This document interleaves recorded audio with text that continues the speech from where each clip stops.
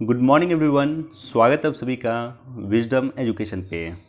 आज 15 जनवरी 2022 है। दैनिक जागरण के राष्ट्रीय संस्करण का कंप्लीट न्यूज़ एनालिसिस करेंगे। सबसे पहले 15 जनवरी को क्या मनाया जाता है, तो आज का दिन फेमस क्यों है? क्योंकि आज ही के दिन भारतीय सेना दिवस मनाया जाता है। तो सबसे पहले आप सभी को भारतीय सेना दिवस की बहुत बहुत बधाई। 15 जनवरी को भारतीय थल सेना दिवस मनाया जाता है, इंडियन आर्मी डे मनाया जाता है। 8 अक्टूबर को भारतीय वायुसेना दिवस मनाया जाता है और 4 दिसंबर को भारतीय नौसेना दिवस मनाया जाता है। कई बार इसे लेकर के क्वेश्चन पूछे जाते हैं स्टेट पीसीएस में या वनडे एग्जाम में। चलिए शुरुआत करता हूं, लेकिन उससे पहले मैं एक क्वेश्चन आप लोगों के लिए दे रहा हूं। वीडियो को पॉज करके इस क्वेश्चन का जवाब हमें कमेंट सेक्शन में दे दीजिएगा। वीडियो के आखिर में इस पर डिस्कस कर दूंगा। और इम्पॉर्टेंट क्यों है? क्योंकि नागालैंड अभी चर्चा में चल रहा है। नॉर्थ ईस्ट का जो हमारा रीजन है, वर्तमान में कई सारे उग्रवादी घटनाएं वहाँ पे हो रही है, तो उसको लेकर के चर्चा में चल रहा है, इसलिए नागालैंड वर्तमान में चर्चा में चल रहा है, इसलिए मैंने ये क्वेश्चन पुटअप किया है यहाँ पे। क्वेश्चन है कि नागालैंड के विशेष प्रावधान संविधान के किस अनुच्छेद में है?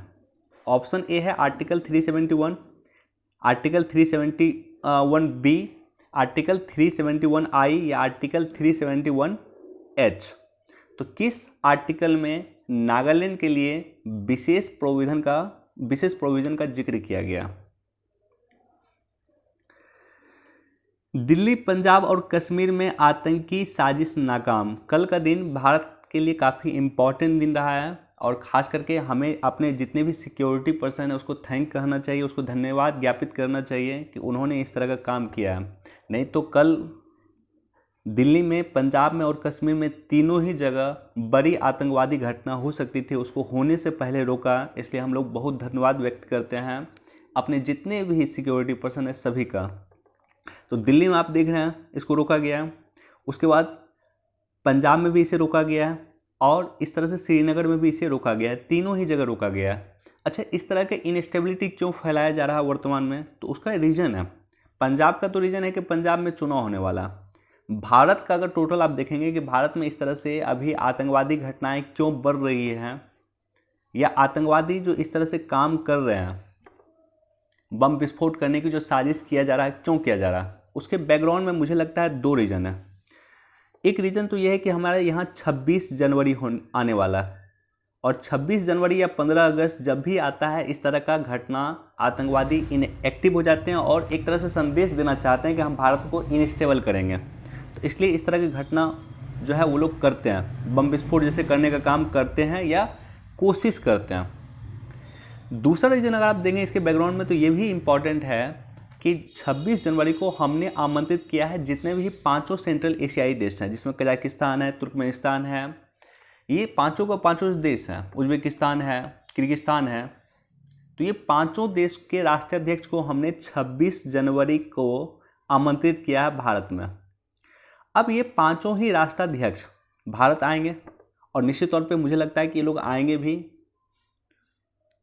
इशू क्या है? इशू ये है कि कुछ दिन पहले, आज से लगभग 1 महीना पहले, जिस समय में OIC की मीटिंग पाकिस्तान में हो रही थी, उसी दौरान उसी समय में भारत में भी जो है ये 5 सेंट्रल एशियाई देश के विदेश मंत्री मौजूद थे और भारत में भी मीटिंग कर रहा था। OIC की मीटिंग पाकिस्तान में चल रही थी, उसका मकसद था अफगानिस्तान को लेकर के चर्चा करना और सेम मीटिंग भारत में चल रही थी। भारत भी जितने भी सेंट्रल एशियाई देश है सबको आमंत्रित किया था। सबके विदेश मंत्री, सोचो कि पाकिस्तान छोड़ करके भारत आए थे, तो सबके विदेश मंत्री भारत आए थे, भारत को उन्होंने प्रायोरिटी दिया था और भारत वो लोग आए थे सभी विदेश मंत्री। वो सभी विदेश मंत्री पाकिस्तान नहीं गए, जबकि अगर आप टेक्निकली देखेंगे तो ये 5 के 5 जो देश हैं सेंट्रल एशियाई देश, वो मुस्लिम बहुल देश हैं। बावजूद इसको अफगानिस्तान को लेकर के उन्हें डिस्कस करना था, इंडिया को उन्होंने तरजीह दिया था, इंडिया आए थे। तो ये दोनों मुझे रीज़न लग रहा है कि कहीं ना कहीं पाकिस्तान नाखुश है और पाकिस्तान नहीं चाहता है कि वो 5 के 5 सेंट्रल एशियाई देश जो है 26 जनवरी के मौके पे भारत में मौजूद हो। तो हो सकता है और भी पर्सपेक्टिव हो सकता है। बहरहाल इसको लेकर के एक एडिटोरियल दिया हुआ है, वहाँ पे हम लोग डिस्कस करेंगे डिटेल में।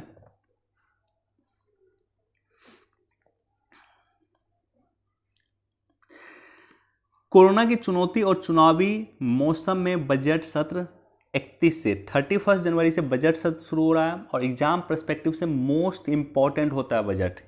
कोई भी एग्जाम आप उठाकर देख लीजिए, बजट और इकोनॉमिक सर्वे मोस्ट इंपॉर्टेंट होता है, तो यहाँ पे हमारी नज़र होनी चाहिए और हम लोग बिल्कुल इस पर नज़र रखेंगे।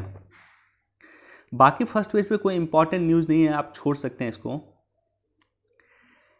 देश के मेंटर कार्यक्रम दिल्ली में चलता है, बस बेसिक इन्फॉर्मेशन आपको याद रखिएगा कि देश का मेंटर कहाँ चलता है, वो दिल्ली में कार्यक्रम चलता है। और देश के मेंटर का ब्रांड एम्बेसडर बनाया गया था सोनू सूद को। तो हमारे देश के जो फिल्म अभिनेता हैं सोनू सूद, उसे देश के मेंटर कार्यक्रम का ब्रांड एम्बेसडर बनाया था, जो कार्यक्रम है दिल्ली सरकार की।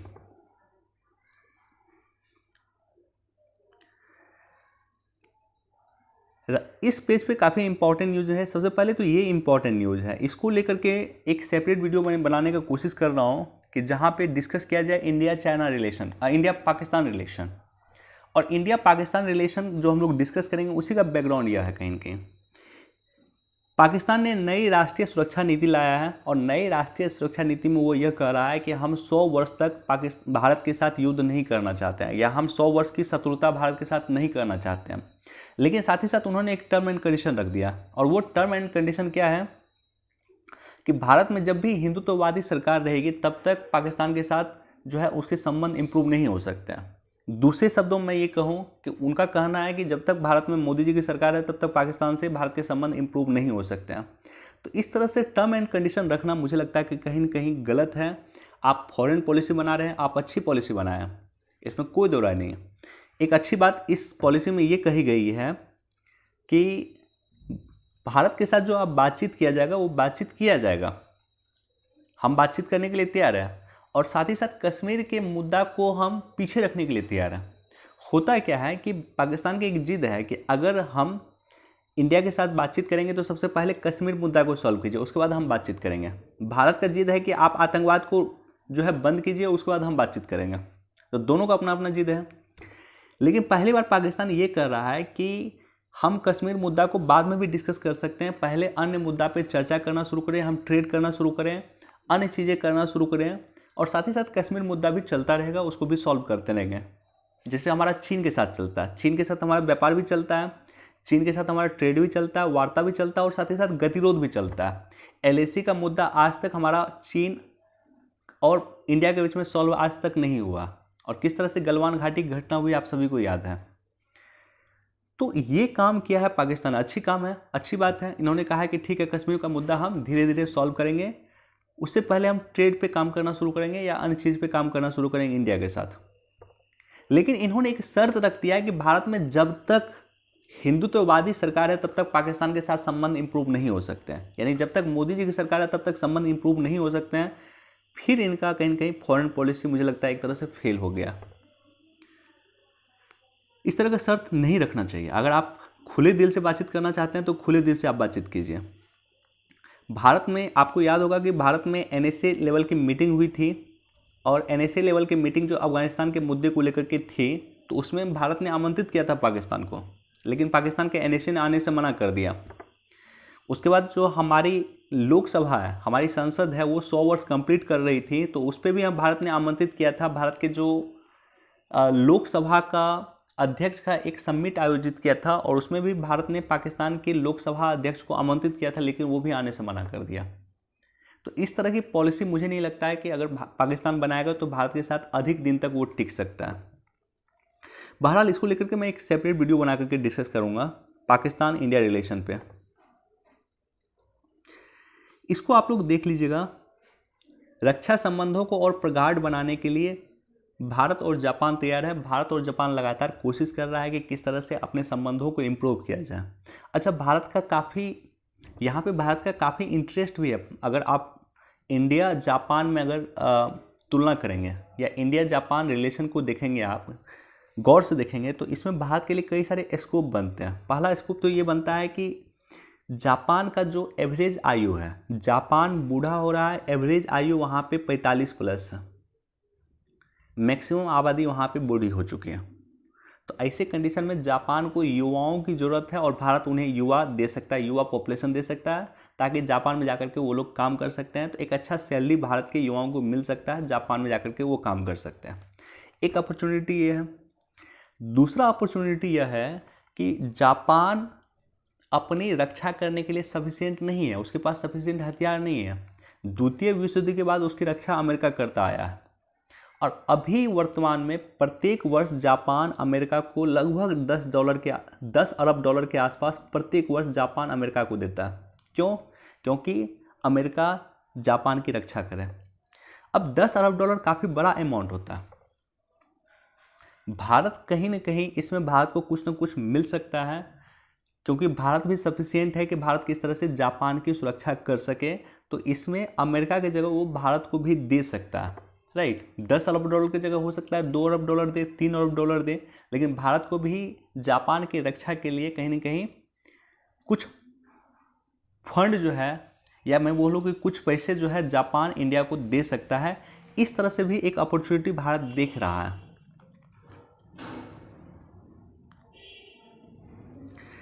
ये न्यूज़ मैं कई वर्षों से सुन रहा हूँ, पिछले 2-3 वर्ष से मैं सुन रहा हूँ, और फाइनली मैं देख रहा हूँ कि आज इसको सफल होते हुए। ये न्यूज़ क्या है? न्यूज़ ये है कि फिलीपींस ने ब्रह्मोस मिसाइल भारत के साथ किया अनुबंध। जैसा कि आप सभी को ज्ञात है कि भारत जो है ब्रह्मोस मिसाइल सिस्टम 2 देश मिलकर तैयार किया, एक तो रूस तैयार किया और एक इंडिया तैयार किया, और ये मेड इन इंडिया इनिशिएटिव है, भारत में ही बन रहा है। रूस और भारत मिलकर बनाया, लेकिन बन रहा है भारत में। तो ऐसे कंडीशन में वर्तमान में जो टोटल व्यापार होगा, जो फिलीपींस के साथ हमारा समझौता हुआ है कि हम फिलीपींस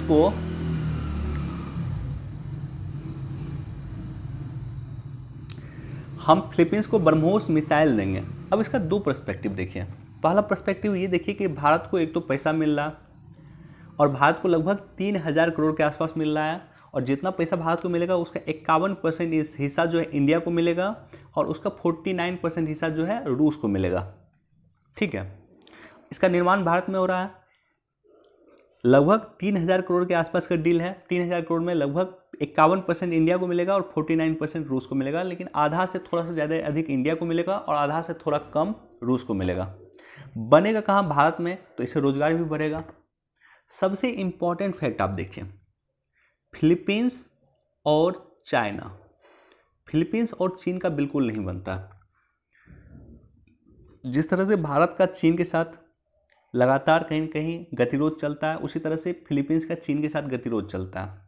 तो ऐसी कंडीशन में अगर हम मिसाइल देंगे, ब्रह्मोस मिसाइल जो कि बेस्ट मिसाइल सिस्टम है, क्रूज मिसाइल सिस्टम है, अगर हम ये मिसाइल कहीं ना कहीं दे रहे हैं फिलीपींस को, तो ये हमारे लिए हक में है। क्यों? क्योंकि फिलीपींस को हमें स्ट्रॉन्ग करना है ताकि चीन को कमज़ोर किया जा सके, या चीन के विपक्ष में हमें फिलीपींस को स्ट्रॉन्ग करना है। इंटरनेशनल रिलेशन में ये सब पॉलिसी काम करती है बेसिकली।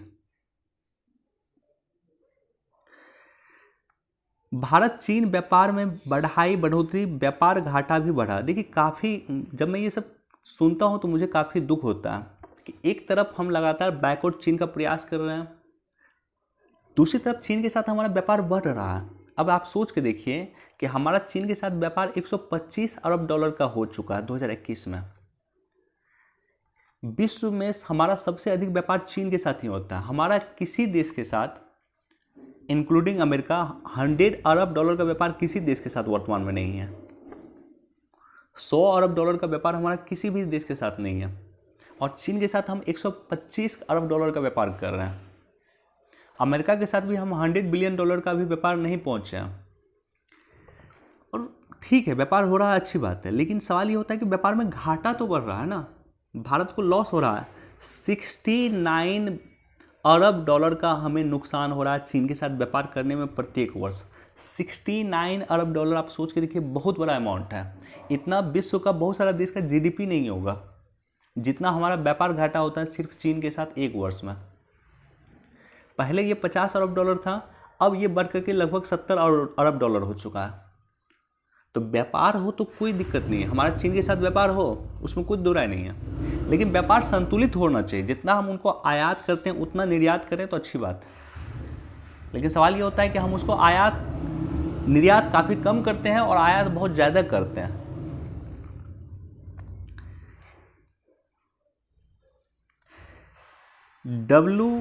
वर्ल्ड इकोनॉमिक फोरम की दावोस में एजेंडा शिखर सम्मेलन को संबोधित करेंगे prime minister Modi. Basically online रूप से मीटिंग होगा। वर्ल्ड इकोनॉमिक फोरम की प्रत्येक वर्ष वार्षिक मीटिंग होती है दावोस, जो कि स्विट्जरलैंड में है, वहाँ पे।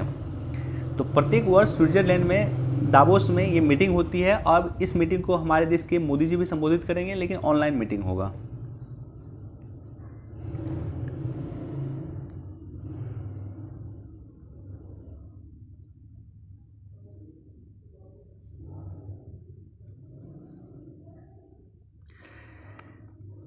अब ONDC प्लेटफॉर्म के जरिए करिए डिजिटल कारोबार। काफ़ी अच्छा इंपॉर्टेंट न्यूज़ है।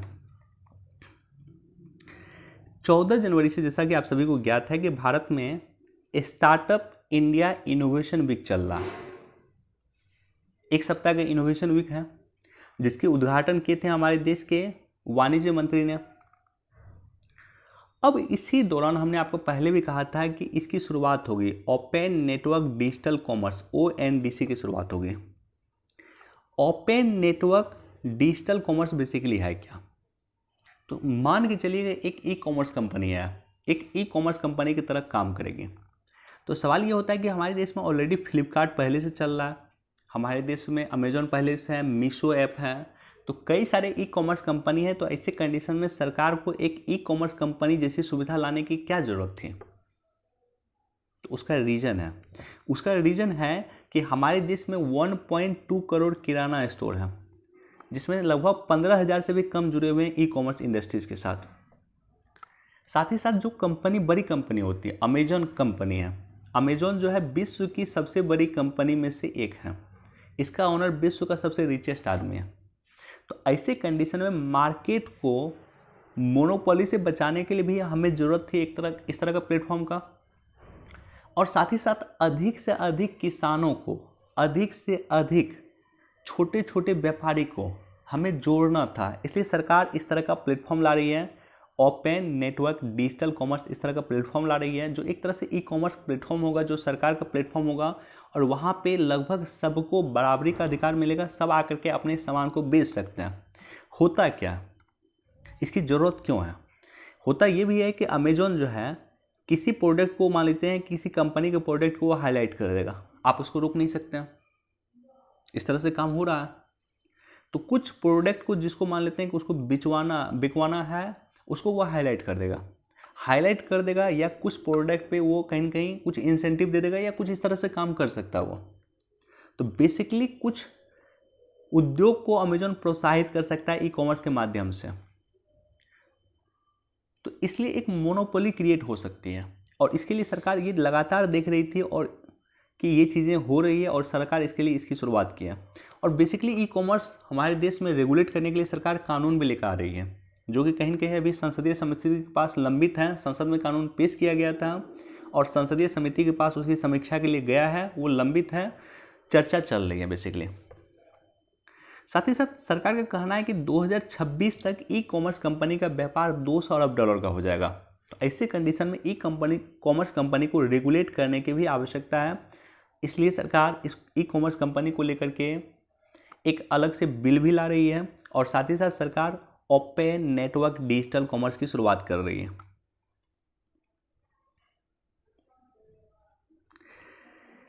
दिसंबर की थोक महंगाई दर में नरमी 13.56% पहुंची। अधिक इंपॉर्टेंट नहीं है, अधिक इंपॉर्टेंट ये है कि आपको ये बस पता होना चाहिए कि थोक महंगाई दर, होलसेल प्राइस इंडेक्स WPI जिसे हम कहते हैं, वो जारी कौन करता है? तो मिनिस्ट्री ऑफ कॉमर्स के द्वारा जारी किया जाता है। और कस्टमर प्राइस इंडेक्स, खुदरा मूल्य सूचकांक कौन जारी करता है? तो वो जारी करता है CSO।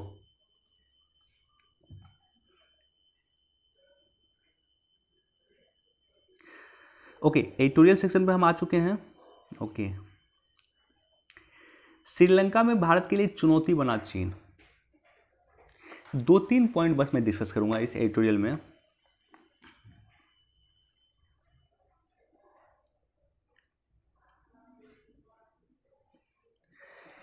एक तो ये है कि श्रीलंका के अभी विदेश मुद्रा भंडार अभी खाली है। श्रीलंका में महंगाई दर चरम पे है, आवश्यक वस्तु की कीमत उच्च हो गई है, और फूड आपातकाल की घोषणा किया गया था हाल में श्रीलंका में। तो श्रीलंका की कंडीशन काफ़ी ख़राब है। उसका रीजन अगर आप देखिएगा तो श्रीलंका ने वर्षों से क्या हुआ कि श्रीलंका को झुकाव चीन के प्रति रहा है। चीन के प्रति झुकाव क्यों रहा है उसका भी बैकग्राउंड है। लेकिन फिलहाल ये देखा जाए कि श्रीलंका पे टोटल $7 अरब का कर्ज है। $7 अरब में $5 अरब का जो कर्ज है वो अकेले उन्होंने चीन से लिया। और चीन डेप्ट ट्रैप की नीति अपनाता है। अगर आप कर्ज नहीं चुका पाएंगे तो आपको कुछ ना कुछ गिरवी रखना पड़ेगा। आपको याद होगा कि श्रीलंका का हम्बन टोटा बंदरगाह जो है 100 वर्ष के लिए इसे चीन को देना पड़ा। क्यों? क्योंकि श्रीलंका असमर्थ था ऋण चुकाने में। ऐसे कंडीशन में उसका जो इम्पोर्टेंट बंदरगाह है हम्बन टोटा बंदरगाह वो 100 वर्ष के लिए लीज पे दिया है चीन को। सबसे इम्पोर्टेंट क्यों है ये आर्टिकल क्यों आया है उसका रीज़न समझिए। उसका रीज़न ये है कि हाल में ही चीन के विदेश मंत्री की श्रीलंका यात्रा हुई है। चीन का विदेश मंत्री श्रीलंका आया है और चीन के विदेश मंत्री आते ही कहा है कि भारत में श्रीलंका में थर्ड कंट्री का हस्तक्षेप नहीं होना चाहिए। श्रीलंका में तीसरी देश का हस्तक्षेप नहीं होना चाहिए। एक बच्चा भी ये समझ लेगा कि इसका इंडिकेशन भारत की ओर है। तो चीन के विदेश मंत्री श्रीलंका की धरती से आकर कह रहा है कि भारत को हस्तक्षेप नहीं करना चाहिए श्रीलंका में। तो इसलिए कहीं ना कहीं भारत में चर्चा चल रही है और ये एडिटोरियल लिखा गया। उसके बाद एक इम्पॉर्टेंट डेवलपमेंट अगर आप देखेंगे पिछले वर्ष क्या हुआ था 2021 में कि ईस्ट कोस्ट टर्मिनल परियोजना जो इसका ईस्ट कोस्ट है श्रीलंका का पूर्वी कोस्ट जो है उसके टर्मिनल परियोजना के विकास के लिए भारत और जापान लगातार बातचीत कर रहा था श्रीलंका से। और श्रीलंका ने कह भी दिया था कि भारत और जापान यहाँ पे इसको डेवलप करेंगे। बाद में कहीं ना कहीं मुझे लगता है चीन के दबाव में आकर के इन्होंने इसे कैंसिल कर दिया। और उसके बाद जो है ईस्ट कोस्ट टर्मिनल को परियोजना को कैंसिल कर दिया गया और साथ ही साथ अडानी ग्रुप जो भारत के एक समूह है उसको वेस्ट कोस्ट टर्मिनल के लिए सहमति दिया गया। यानी वेस्ट कोस्ट टर्मिनल का डेवलपमेंट कर पाएगा अडानी समूह भारत का। तो अच्छी बात यह है कि वेस्ट कोस्ट का विकास कर पाएगा और बुरी बात यह है कि ईस्ट कोस्ट से भारत को बाहर कर दिया गया था। बाकी इसको पढ़ लीजिएगा। 2-3 इंपॉर्टेंट पॉइंट था जो मैंने डिस्कस किया। इसके बैकग्राउंड की बात करूं तो इसके बैकग्राउंड में ये है कि हमें इंडिया श्रीलंका रिलेशन को देखना होगा और मैं कभी डीप एनालिसिस इस पर कर दूंगा कि भारत और श्रीलंका संबंध की शुरुआत कब से हुई है। 25,000 वर्ष से इंडिया श्रीलंका रिलेशन की शुरुआत है। तो आज का रिलेशन नहीं है हमारा, बहुत पुराना रिलेशन है। वर्तमान में क्या क्या ड्रॉबैक चल रहे हैं और उसका समाधान क्या हो सकता है तो एक सेपरेट वीडियो बना करके मैं डिस्कस कर दूंगा।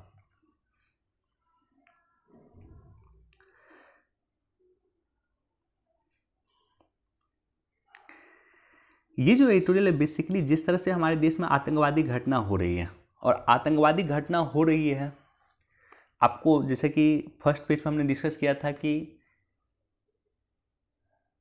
श्रीनगर में, पंजाब में और दिल्ली में तीनों ही जगह आतंकवादी घटना को रोका गया, अदरवाइज कुछ भी हो सकता था।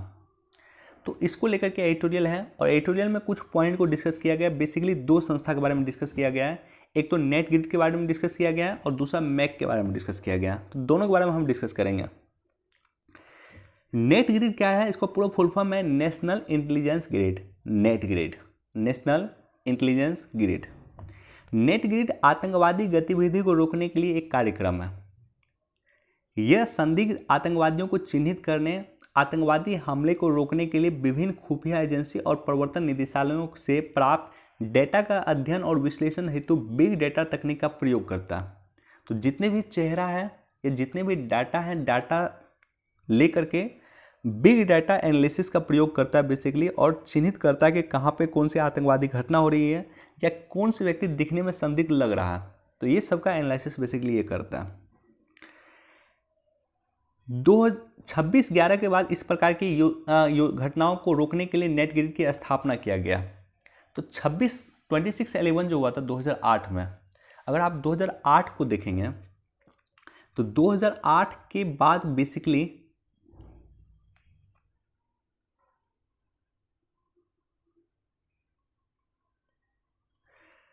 की जो हमारी आतंकवादी घटना, तो 2008 के आतंकवादी घटना के बाद तो एक तो NIA की स्थापना हुई थी, नेशनल इन्वेस्टिगेशन एजेंसी। जहां भी कोई भी आतंकवादी घटना होगा आप देखिएगा उसको जांच करने के लिए CBI नहीं पहुंचती है। आतंकवादी घटना की जब भी जांच होगा ईडी नहीं पहुंचेगा, सिर्फ एनआईए पहुंचेगा, नेशनल इन्वेस्टिगेशन एजेंसी। इसका बस एक ही काम है कि आतंकवादी घटनाओं को रोकना और अगर कोई घटना हुआ है तो उसकी जांच करना।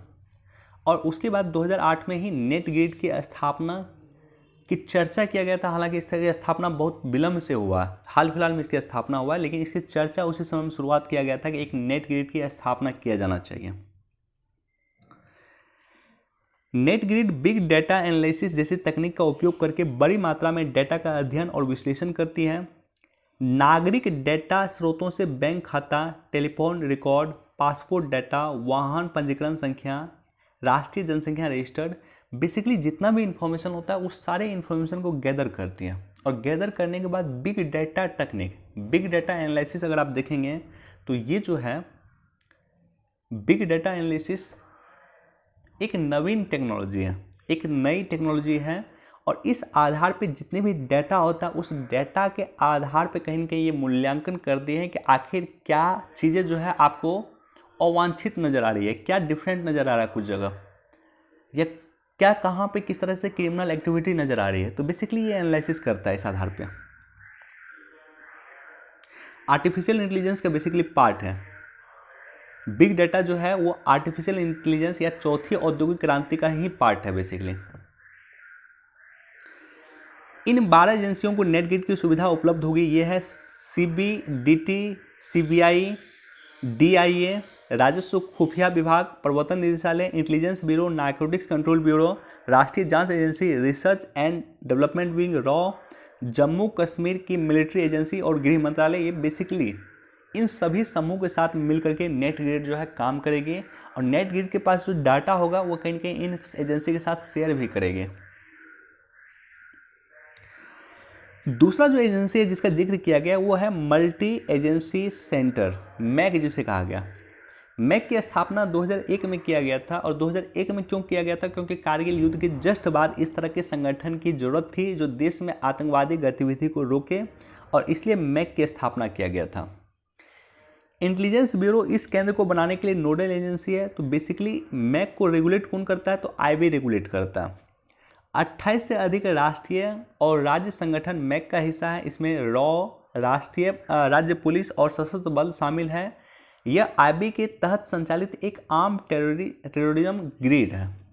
तो ये भी बेसिकली देश में आतंकवादी घटना को रोकने के लिए काम करता है। और कल जिस तरह से मान लीजिए देश में आतंकवादी घटना को रोका गया है, तो इसका मतलब है कि कहीं ना कहीं मैक जो है आपस में मिलकर काम कर रहा था, आपस में सूचनाओं को शेयर कर रहा था, सूचनाओं को गैदर कर रहा था, बिग डाटा एनालिसिस के आधार पर कहीं ना कहीं डाटा को रीड कर रहा था। तभी तो जाकर इन्फॉर्मेशन मिला कि यहाँ पे इस तरह का चीज़ें हैं या लावारिस चीज़ें हैं।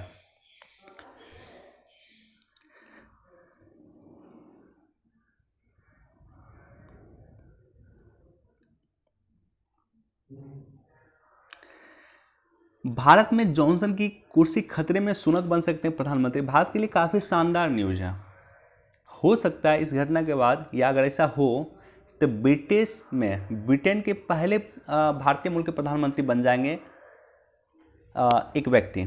ये यानी आज तक ब्रिटेन में जो भी प्रधानमंत्री बने वो ब्रिटेन के ही रहे। ये पहले ऐसे व्यक्ति होंगे, ऋषि सुनक, जो ब्रिटेन में पहले भारतीय मूल के प्रधानमंत्री बन जाएंगे। और निश्चित तौर पे भारत के लिए अच्छा होगा। तो ये ऋषि सुनक हैं, साफ सुथरा छवि के व्यक्ति हैं। हो सकता है कि पीएम बोरिस जॉनसन की कुर्सी खतरे में है, वो चले जाए और उसके बाद ऋषि सुनक वहाँ के प्रधानमंत्री बन जाएंगे। और अगर ऐसा हुआ तो पहले भारतीय मूल के प्रधानमंत्री होंगे वो ब्रिटेन के। और ये नारायण मूर्ति जो हमारे देश के इन्फोसिस के ऑनर हैं उसके दामाद हैं। इसको देख लीजिएगा, लंदन की 10वीं शताब्दी की योगिनी की मूर्ति जो है ये भारत को सौंपा गया है। ये 10वीं शताब्दी की योगिनी की मूर्ति है और बेसिकली स्टेट पीसेस वगैरह क्वेश्चन पूछ देता। चलिए हमारे पास इतना ही न्यूज़ था, लौटते हैं क्वेश्चन पे।